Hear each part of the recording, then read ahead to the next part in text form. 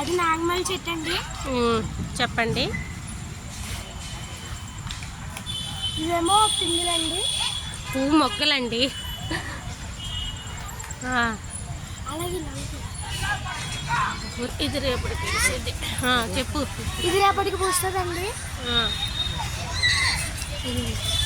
పైన ఉన్నాయి విడిచిన ఫ్లవర్స్, పైన ఉన్నాయండి. అది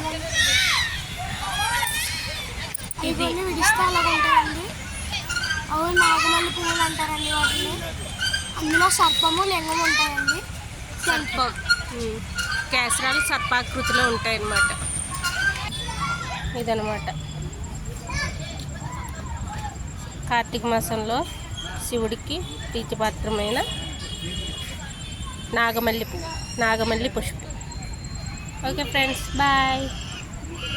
నేను వేళ మీకు కార్తీక మాసంలో ఉపయోగపడే నాగమల్లి పువ్వుని చెప్పబోతున్నాను. ఇంతకుముందు చూపించింది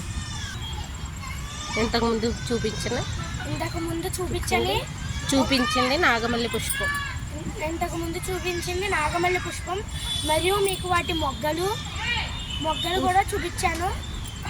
బాయ్ ఫ్రెండ్స్, థ్యాంక్ యూ.